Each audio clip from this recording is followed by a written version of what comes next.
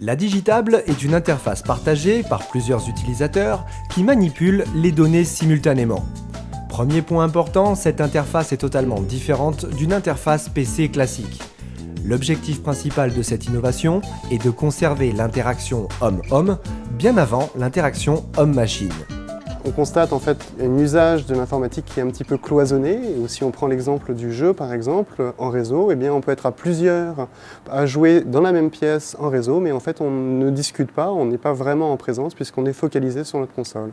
Là, la table permet d'avoir les données qui sont effectivement données à être manipulées et à être vues, tout ça donc dans un souci un petit peu de convivialité. Autre possibilité, les aspects de distance autour de la digitable avec la visio et la vidéo. Cela permet de montrer une présence en gardant un niveau de convivialité optimal. Vous remarquerez que les personnes distantes interagissent sur la table, leurs bras étant reconstitués sur l'interface.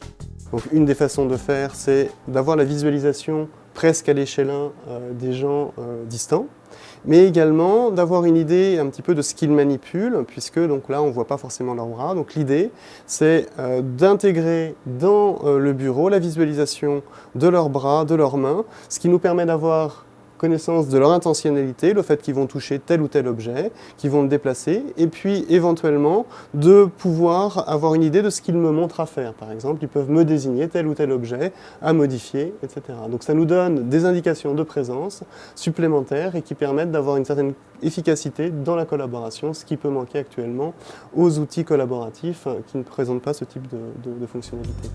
À partir de ce développement, les intérêts peuvent se multiplier dans le domaine professionnel, différents usages se profilent.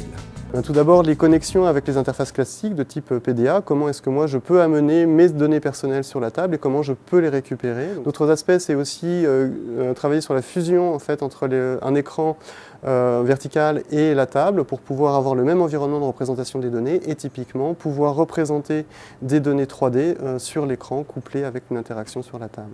On a été contacté par les gens du CNC, du Centre national de la cinématographie, pour des applications de type dessin animé puisque les équipes qui réalisent ces dessins animés sont réparties dans le monde entier, et donc ont besoin d'outils graphiques pour pouvoir communiquer et collaborer.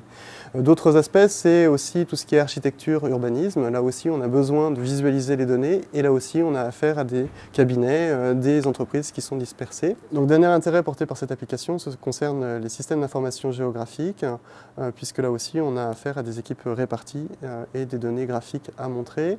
Un éditeur connu, Esri, dans les systèmes d'information géographique, a montré donc un intérêt très très fort sur ce type d'interaction sur table.